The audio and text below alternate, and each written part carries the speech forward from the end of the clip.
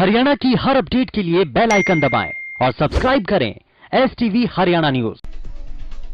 प्रदेश में कोरोना के आंकड़ों में एक बार फिर बढ़ोतरी दर्ज की गई है। पिछले 24 घंटे में 1283 नए मामलों की पुष्टि की गई। इसी के साथ प्रदेश में कोरोना मरीजों की संख्या पहुंची 1,37,000 के पार।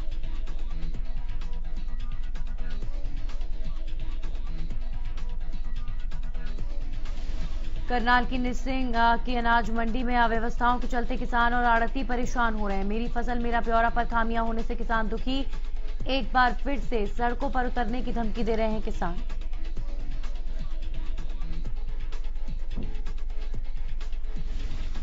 अनाज मंडी में गेट पास कटवाने वाले किसानों की लंबी लाइन लगी है। आड़ती भी फसल खरीद और उठान को लेकर परेशान है। मंडी में पहुंचे किसान और आड़तियों का कहना है कि मंडी में एक अफवाह फैली हुई है कि मार्केट कमेटी के अधिकारी और कर्मचारी 15 से 20 रुपए लेकर CMR के धान का गेट पास दे रहे हैं और जो पैसे दे रहा है उसको गेट पास मिल रहा है, जो नहीं दे रहा उनको दिक्कत आ रही है।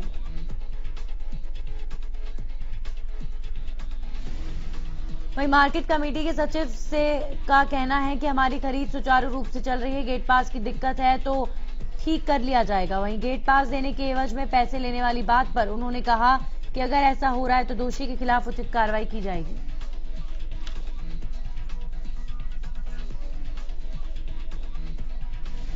सिरसा पुलिस द्वारा गिरफ्तार किए गए किसान नेताओं को रिहा किया गया। बता दें कि मंगलवार को किसान डिप्टी CM दुष्यंत चौटाला के आवास का घेराव करने पहुंचे थे।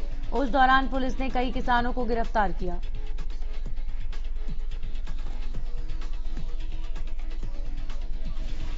कोरोना वायरस महामारी के दौरान बच्चों के हुनर का हौसला देने के लिए बाल कल्याण परिषद ऑनलाइन राज्य स्तरीय बाल महोत्सव का आयोजन किया जाएगा, जिसकी जोरदार तैयारियां शुरू कर दी गई हैं।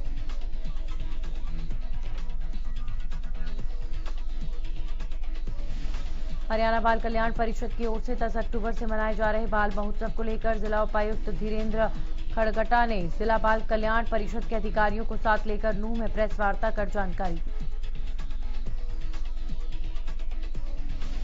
DC ने बताया कि बाल महोत्सव के दौरान होने वाली प्रतियोगिता solo dance, classical, group dance, family, देशभक्ति ग्रुप गीत, फैंसी ड्रेस समेत 13 प्रतियोगिताओं की वीडियो क्लिप और फोटो के जरिए चाइल्ड वेलफेयर हरियाणा.com बाल महोत्सव पर भेजी जा सकेगी। फल और सब्जी के रेहड़ी चालकों के लिए नगर परिषद की ओर से लोन सुविधा उपलब्ध करवाई गई है, जिसके तहत लाइसेंस धारक रेहड़ी चालक आसान किस्तों और कम ब्याज दरों पर जरूरतों के लिए 10,000 का लोन ले सकते हैं।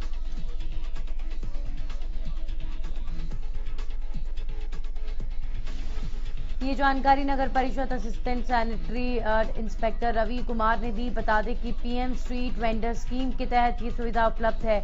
उन्होंने बताया कि 343 स्ट्रीट वेंडरों में से 143 वेरीफाई किए जा चुके हैं।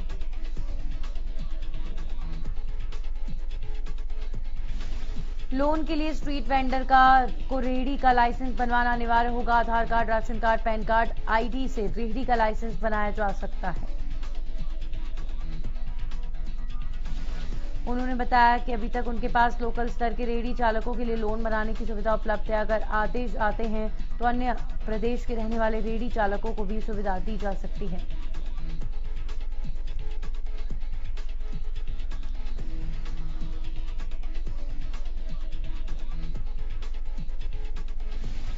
सोना की अनाज मंडी में पिछले एक सप्ताह से फसल खरीद की जा रही है। अन्य मंडियों की अपेक्षा सोना में अब तक सबसे कम खरीद की गई। एक सप्ताह में सोना की अनाज मंडी में 210 किसानों की फसल ही अब तक खरीदी गई है।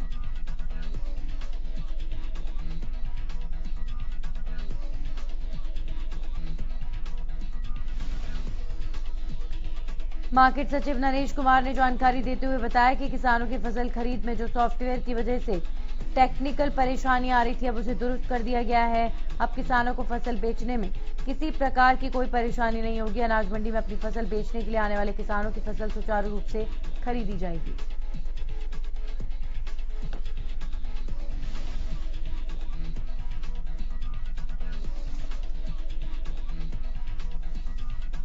खेलो इंडिया को लेकर हरियाणा में तैयारियां जोरों पर। हरियाणा न्यूज से खास बातचीत में खेल राज्य मंत्री संदीप सिंह ने कहा कि 2021 खेलो इंडिया के लिए समुचित इंफ्रास्ट्रक्चर तैयार होगा।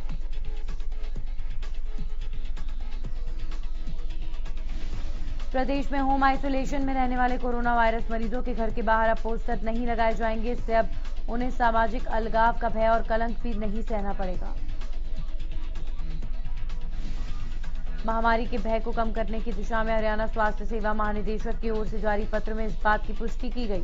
राज्य के सभी सिविल सर्जन को जारी पत्र के आदेशानुसार राज्य भर में अब होम आइसोलेशन में रखे मरीजों और होम आइसोलेशन किए गए लोगों के घर के बाहर किसी भी प्रकार के पोस्टर, इश्तेहार या पैम्फलेट नहीं चस्पा किए जाएंगे।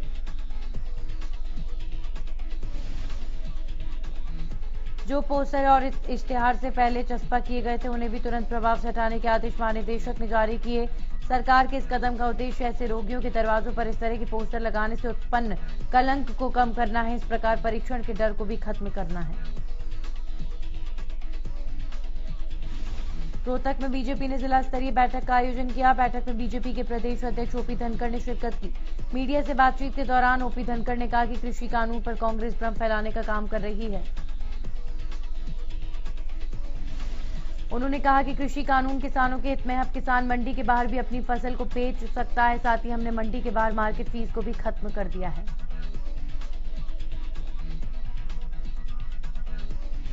वहीं उन्होंने बताया कि सरकार ठेका प्रथा में भी नियम कानून लेकर आई है जिससे किसी तरह की मनमानी को खत्म किया जाए। उन्होंने बताया कि किसी तरह के विवाद को एसडीएम में सिर्फ सुनवाई का हक इसलिए दिया गया है जिससे जल्द समस्या का निपटारा हो सके। प्रदेश के मुख्य सचिव विजय वर्धन ने चंडीगढ़ में माननीय सर्वोच्च न्यायालय के आदेश की अनुपालना में फसल अवशेषों को जलाने से रोकने के लिए उपायुक्तों के साथ वीडियो कॉन्फ्रेंस के माध्यम से बैठक की।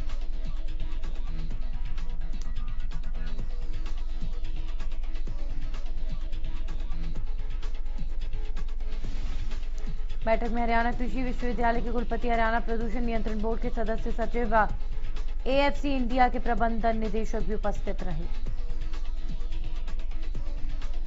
मुख्य सचिव ने उपायुक्तों को निर्देश दिए कि जिलों में फसल अवशेष प्रबंधन की मशीनरी की आपूर्ति कस्टम हायरिंग केंद्रों और किसानों विशेषकर छोटे और सीमांत किसानों को 70% मशीनरी का आवंटन सुनिश्चित करें।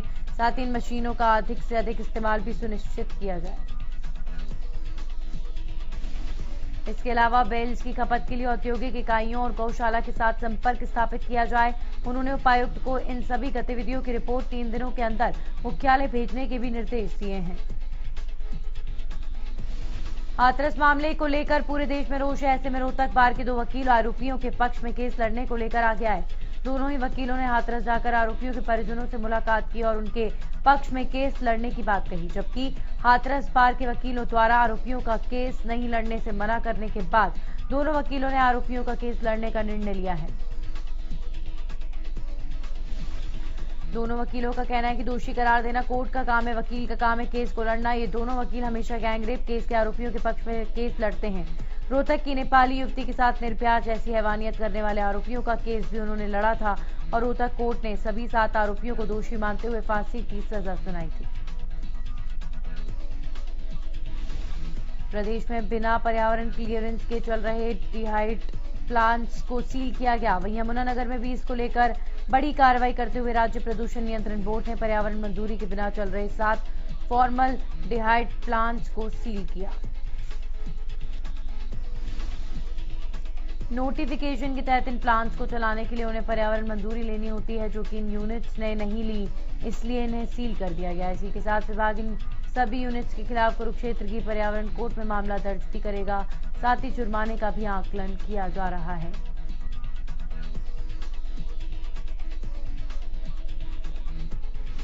प्रदूषण बोर्ड के क्षेत्रीय अधिकारी निर्मल कश्यप ने बताया कि इन सभी प्लांट्स को केमिकल मैन्युफैक्चरिंग प्रोजेक्ट को सेक्शन 5 में कवर किया गया है। यमुनानगर की यूनिट सेक्शन 5F के तहत आती हैं। इनमें तैयार माल का प्रयोग प्लाईवुड में इस्तेमाल किया जाता है। उन्होंने बताया कि नोटिफिकेशन के तहत उन्हें पर्यावरण मंजूरी लेनी जरूरी होती है, जो कि उन्होंने नहीं ली। बोर्ड के क्षेत्रीय अधिकारी ने बताया कि पर्यावरण मंजूरी देने का जिम्मा राज्य पर्यावरण प्रभाव आकलन प्राधिकरण के पास है। बोर्ड से इसका कोई लेना देना नहीं। यूनिट संचालकों का दायित्व बनता है कि वे आवेदन के समय सही जानकारी दें। नकली परमिट गिरोह का भांडाफोड़ हुआ है। पानीपत ट्रांसपोर्ट नगर में सीएम फ्लाइंग ने छापेमारी की। सीएम फ्लाइंग की टीम ने आरसी आरटीओ ऑफिस की मोहरों के साथ नकली परमिट बरामद किया। बता दें कि नकली परमिट बनाने के एवज में लिए जा रहे थे पैसे।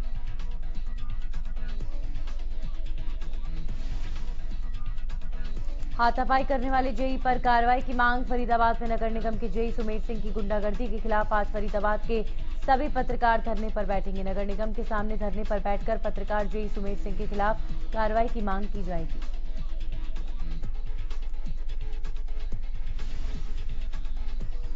सभी पत्रकार पुलिस कमिश्नर को देंगे शिकायत। इसके साथ ही पत्रकारों का दल पुलिस कमिश्नर से मुलाकात करके उन्हें जेई के खिलाफ शिकायत भी देंगे। आपको बता दें कि बुधवार को जेई सुमेर सिंह अपनी टीम के साथ भांकरी डबुआ रोड पर अवैध निर्माण में तोड़फोड़ करने पहुंचे थे।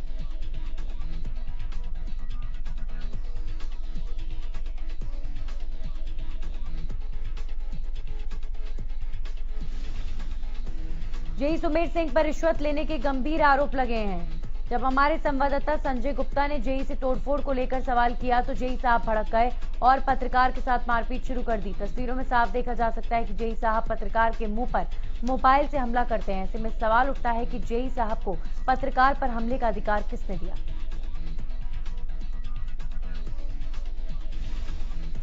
बल्लभगढ़ के आदर्श नगर में कलयुगी माता पिता ने अपने ही बच्चे की बेरहमी से पिटाई कर दी। माता पिता ने बच्चे को बीड़ी से दागा और बेल्ट से पीटा। 5 साल के बच्चे ने अपने माता पिता पर बीड़ी से जलाने और बेल्ट से पीटने का आरोप लगाया। घायल बच्चे का अस्पताल में इलाज जारी है।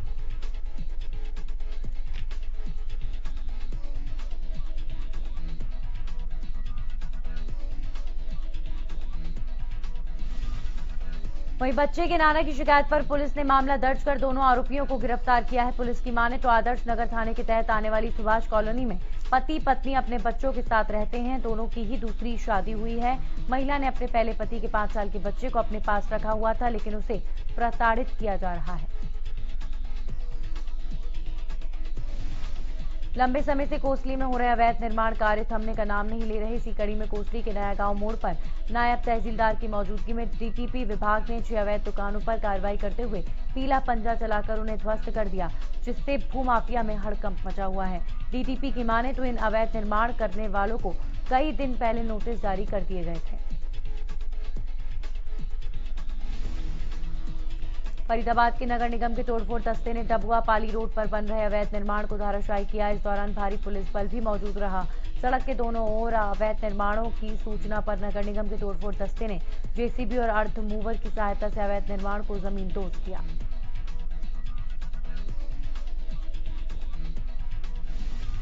फरीदाबाद के डबुआ पाली रोड पर नगर निगम के जेई ने हरियाणा न्यूज के पत्रकार के साथ धक्का मुक्की की। दरअसल बुधवार को डबुआ पाली रोड पर अवैध निर्माण को नगर निगम की टीम ने धराशायी कर दिया, जिस पर सवाल पूछने पर जेई सुमेर सिंह भड़क उठे और संवाददाता के साथ बदसलूकी कर धक्का मुक्की करने लगे।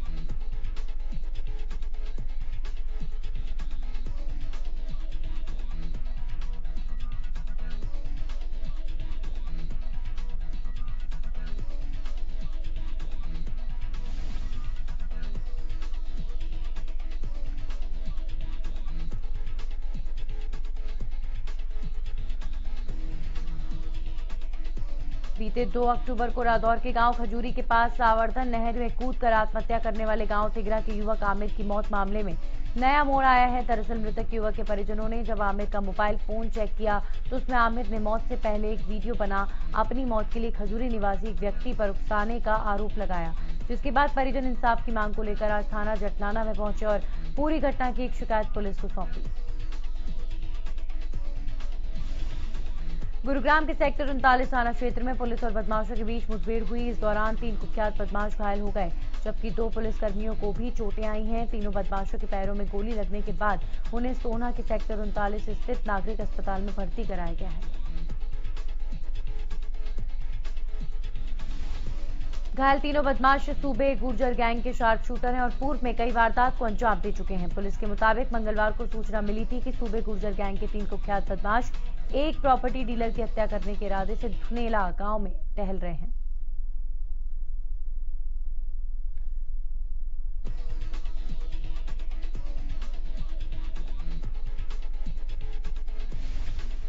सूचना के आधार पर तत्काल एक स्पेशल टीम गठित कर बदमाशों के पीछे लगा दिया गया। पुलिस ने बदमाशों की तलाश के लिए नगली रोड पर वाहनों की चेकिंग शुरू कर दी। इसी दौरान एक बिना नंबर वाली बाइक सवार 3 युवक आते दिखे, जिन्हें तब पहुंचा गया।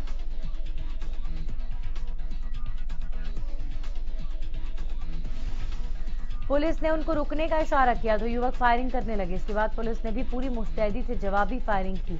पुलिस ने बदमाशों के कब्जे से 2 पिस्टल, 110 कारतूस, एक पिट्ठू बैग और एक बाइक बरामद की है।